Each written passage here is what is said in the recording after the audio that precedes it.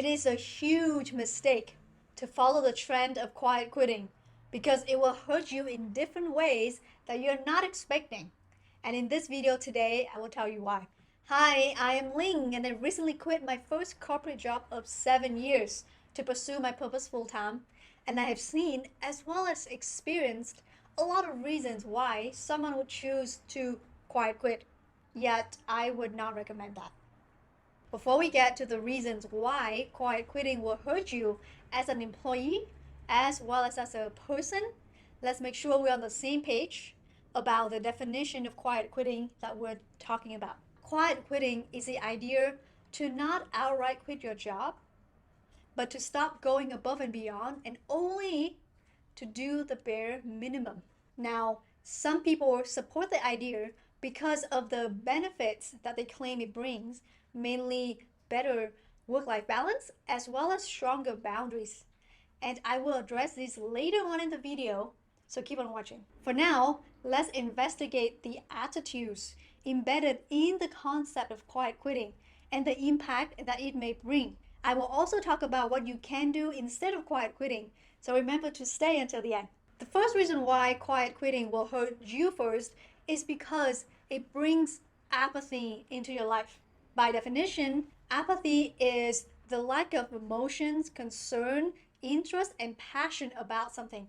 It is the state of indifference. And so first, with quiet quitting, you're bringing apathy into your work, which is around 1/3 of your life. And so every day at work, you're telling yourself or reminding yourself, I don't care enough to go above and beyond, or I shouldn't care enough to go above and beyond. Do you think that this energy, these thought patterns, will not bleed into the rest of your life? The ancient mystery teachings say that how you do anything is how you do everything. And so it is impossible to contain this energy of apathy in just one area of your life, which is work, which again is almost 1/3 of your life. Apathy also leads to hopelessness and the resignation to the idea that life sucks and there's nothing you can do to change it.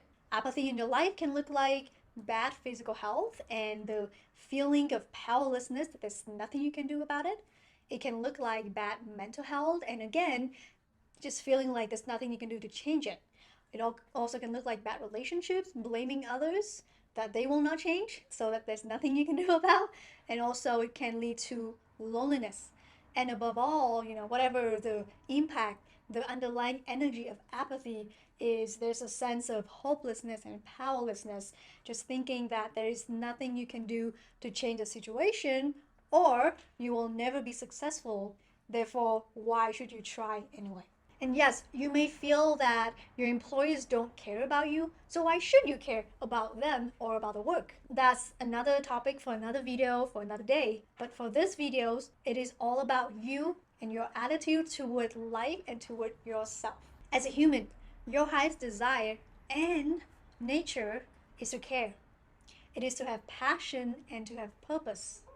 Humans in general like to progress and like to become better every day. That's probably one of the reasons why the personal development industry is worth around $60 billion. And isn't that also why you're considering quiet quitting? Aren't you contemplating, or haven't you already chosen quiet quitting because you want to have stronger boundaries, better work-life balance, or whatever other reason that you have named will make you a better person? It is our innate nature to want to get better. And how we do it varies person by person, day by day. So when you go to work and you remind yourself to not care about the work or about the people, what are you doing? You are going against your highest, your true nature. And that's why quiet quitting will hurt you first, because you're spending extra energy every day to tell yourself to go against your nature. And because you're repeatedly conflicting yourself, this will seriously harm and lower your self-esteem and self-confidence, especially in the long run. The next reason why quiet quitting will hurt you first is because it brings mediocrity into your life. By definition, quiet quitting means to do the bare minimum of the job. When you choose to quiet quit, you're bringing the standards for yourself down. Humans desire to progress And in order to become better, you have to have a standard for yourself that is higher than where you already are, so that you can strive towards it. And mediocrity keeps your standard where you are, or even worse, it can bring you down. It can make you regress.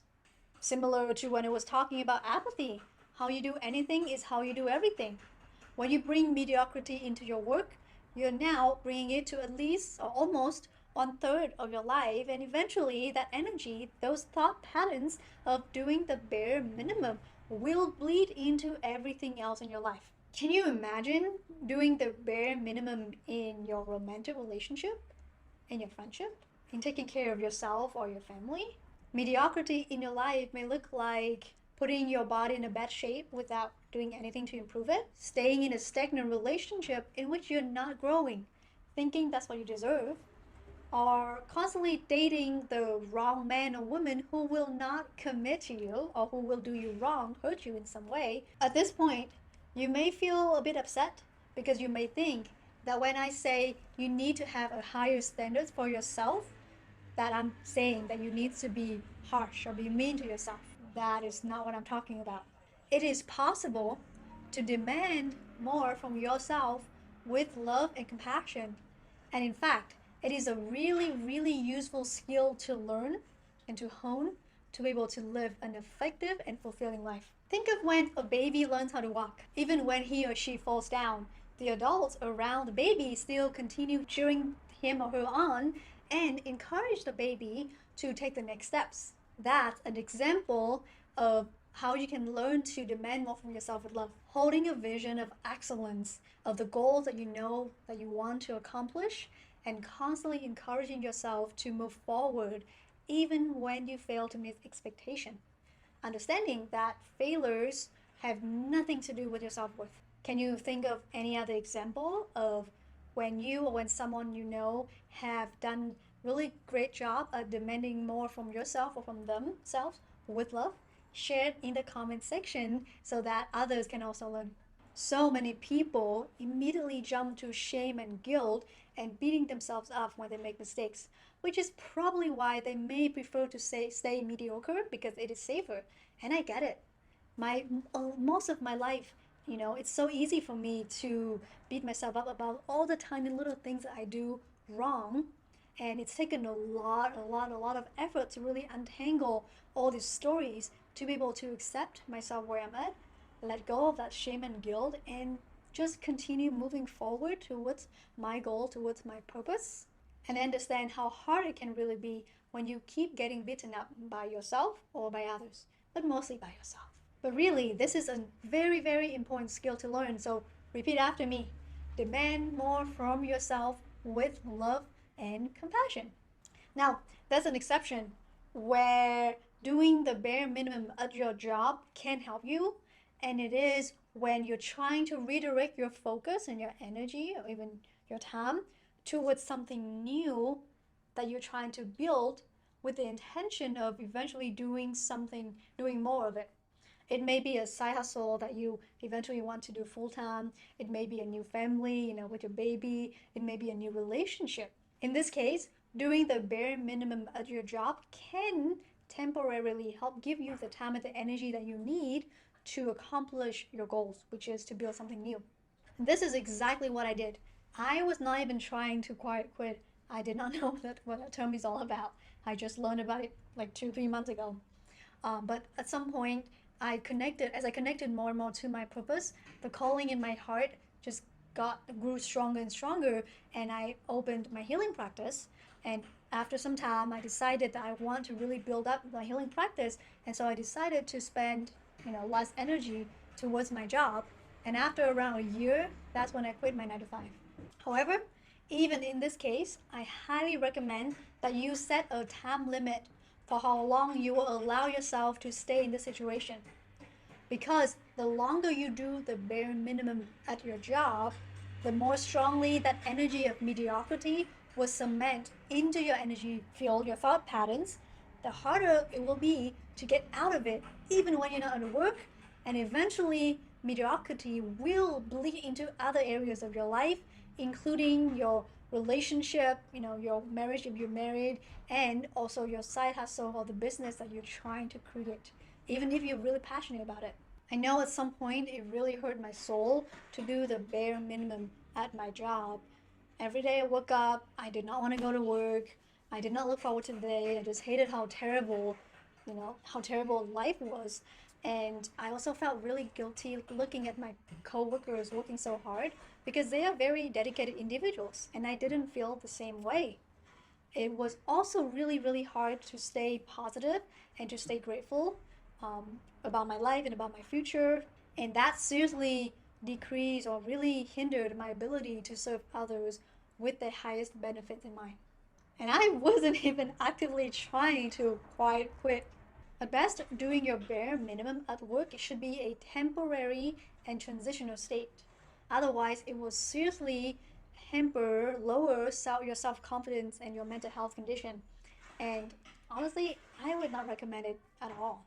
Before I move on to the next reason, if you want to know more of the words and the phrases that you might be using that are secretly lowering your self confidence, then be sure to click the link in the description box and the pinned comment below to download a guide with a list of the phrases that are harming your self confidence and what else you can say to express yourself in a more positive way. Now, the next reason why quiet quitting will hurt you first is because it takes you out of integrity with yourself. Integrity is defined as a state of being complete and undivided. Based on what we've just talked about, do you know why quiet quitting may bring you out of integrity with yourself?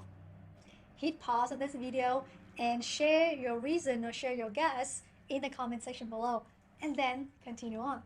If your highest nature is to become better today than who you were yesterday, then you constantly telling yourself to not care and to do the bare minimum will bring you out of alignment with that desire. It creates and affirms that conflict within you. The conflict between what your heart really wants, which is to become better, to give it your all, to have passion and purpose, and to contribute positive impact to the world, and what your mind thinks it has to do to accomplish those goals. In this case, it's quiet quitting. And this will chip away at your self confidence day by day by day. And you may find yourself experiencing more self doubt, so maybe needing more validation from others, from external research and data before making any decision in your life. You also may find that you need to let others make decisions for you because you cannot trust yourself. You may also start feeling resentful and disconnected with your teammates, with your company, and you may spend every day waking up hating the morning, hating going to work, which is what happened to me. Now, as promised, let's talk about the so-called benefits of quiet quitting. I've seen two benefits that are most commonly brought up when talking about quiet quitting. The first thing is setting stronger boundaries, and the second thing is having better work-life balance. Let's talk about the first thing, having stronger boundaries. Um, Newsflash, by quiet quitting, you are not setting stronger boundaries. You actually are actively avoiding the action of setting stronger boundaries because you're not really doing anything. You're just avoiding to do the work. Truly setting your boundaries can look like talking to your boss or your coworkers about the problem at hand with the intention to fix it together. Not to blame, not to complain, but to fix it. Setting boundaries can also look like being very clear about your workloads and work hours with your teammates or with others, and most importantly, following through about what you say you would do if or when these boundaries are pushed. So a simple example is if you have a very strict 5 p.m. end of day, and somebody comes to you at 4:50 p.m. and asking you to do something that will definitely take much longer than 10 minutes, and you won't be able to do it. It is up to you, it is on you actually, to set that boundary and say, hey, I can't do this right now. I would be more than happy to help you tomorrow if you would want to help them. But really, learning to set boundaries, with others, because the fact is, in this life that you're living, your boundaries is always going to be pushed. That's just how life is.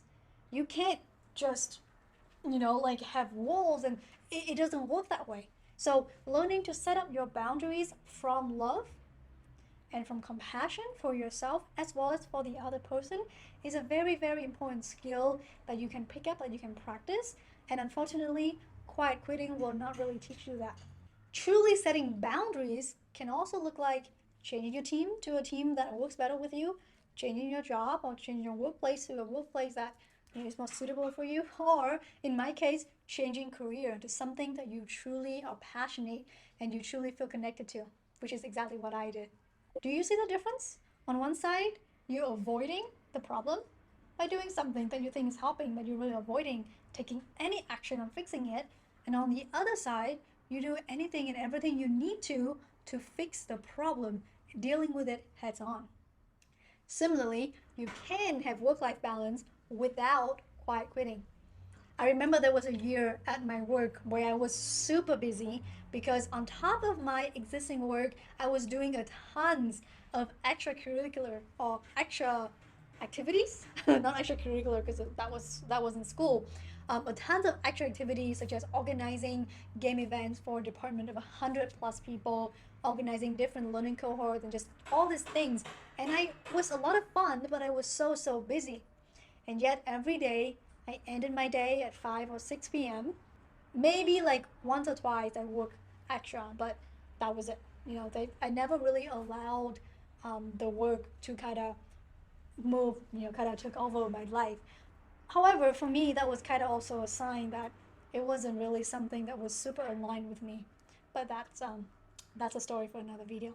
Achieving work-life balance first has to come from within you. How much do you love and respect yourself to be willing to do the hard thing? In this case, to maybe say no, to maybe have to prioritize, to do whatever you need to do to be able to have the space that you need to get rest, to take care of your inner world, which is maybe your house, your relationship, all those things. So it all comes to how much do you love and respect yourself and how much you care about yourself to be willing to do these things for yourself. Personally, eventually, I felt that extra work was taking me a lot away from my actual job, so I just stopped doing them, and that was it. That was me letting go of something, sacrificing something to be able to focus on my work, which is, at that point, was something that was paying my bills. And then I can start doing something else that I truly, really love and, for me, have a much higher impact. When you create a stronger boundaries for yourself out of love and not apathy, you will have work-life balance, and you will have to learn to stand up for yourself. And quiet quitting will not teach you that. So, at this point of the video, hopefully, maybe you have reconsidered your decision to quiet quit.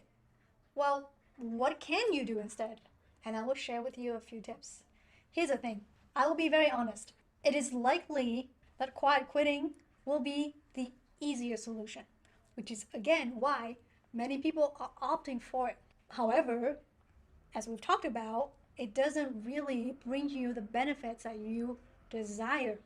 So now let's talk about perhaps a harder solution in the moment, but I can almost guarantee it will help bring better results that are really connected to what you really want.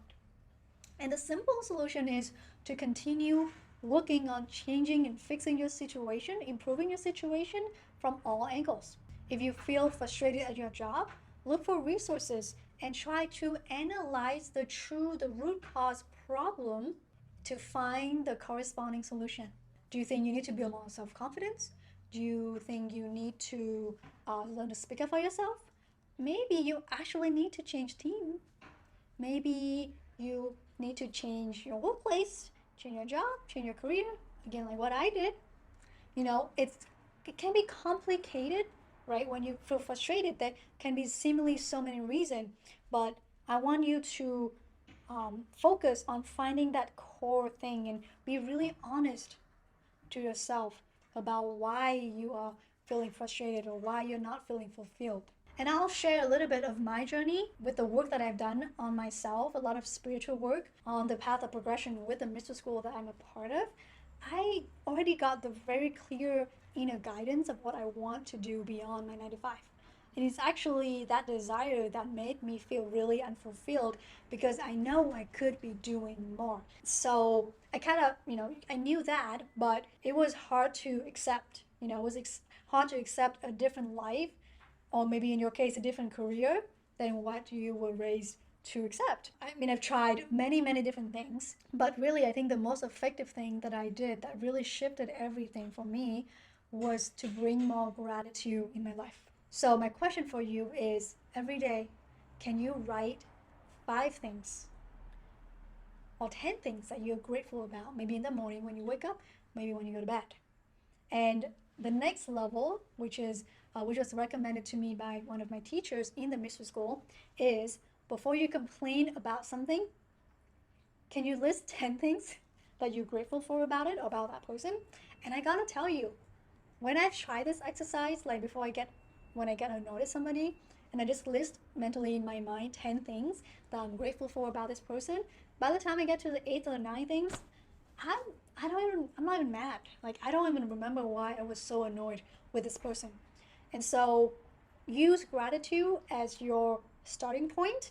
And then again, from that gratitude, you will have a much clearer mind to be able to analyze your situation and find the right solution. You can also get a life activation, which helps activate a lot of new different opportunities as well as possibilities in your life, and it helps you reconnect you with your higher purpose. And if you're interested in that, there's also a form in the description box that you can use to contact me, and we can discuss further details. There's a quote that I want to share with you that is super relevant to what we're talking about from Khalil Gibran that I will be reading from my laptop now. Work is love made visible. And if you can't work with love, but only with distaste, it is better that you should leave your work and sit at the gate of the temple and take alms of the people who work with joy. One thing I would highly recommend for you, especially since you have watched all the way until this point in the video, is to start getting to know yourself deeper and to start figure out and follow your purpose. When you have a deeper understanding of these areas, you will be much more likely to find the effective and the appropriate course of actions that can help you change up your current work situation and to be able to stop feeling stuck and start feeling confident and fulfilled in your life and in your work every day. And as I mentioned, you're welcome to check out the contact form in the description box, as this is exactly what I help my clients with. And if you're someone who wants to learn more about personal and professional development, then watch my other video here where I talk about the most important quality in personal development. And it may very well be the reason why you're feeling stuck. Thank you for watching, and I'll see you again soon. Bye!